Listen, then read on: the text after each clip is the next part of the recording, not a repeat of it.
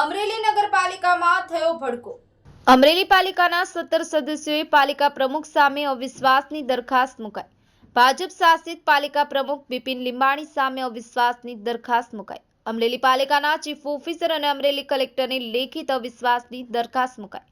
ગત 17 ઓક્ટોબરના રોજ પાલિકાએ બોલાવેલી જનરલ સભા ફરી ના બોલાવતા પાલિકાના સદસ્યો આવ્યા સામે ભાજપ શાસિત અમરેલી પાલિકાના રાજકારણમાં આવ્યો ગરમાવો।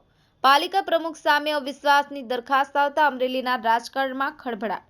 ન્યૂઝ 9 ગુજરાતી અમરેલી।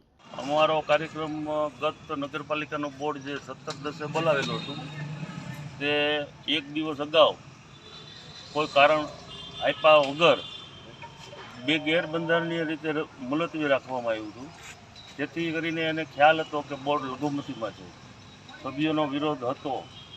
એને ખ્યાલ આવતા બોર્ડ એક દિવસ અગાઉ જ મુલતવી રાખી અને એક તો નિયમ અનુસાર તરત જ અઠવાડિયાની અંદર બોર્ડ બોલાવવું જોઈએ, એ બોર્ડ એને આજ દિન સુધી એટલે 1-1.5 મહિના સુધી બોલાવેલ નથી।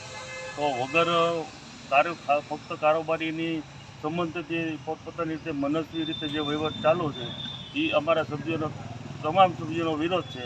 આજે અમે લેટર કલેક્ટર શ્રી અમરેલીને દેવા આવ્યા હતા, ચીફ ઓફિસર શ્રી અમરેલીને પણ અમે આપેલો છે અને આવતીકાલે અમે પ્રાદેશિક કમિશનર ભાવનગરને પણ અમે આપવા જઈ રહ્યા છીએ। આવશ્યક સિવાય કોઈ ખર્ચ કરવો નહીં।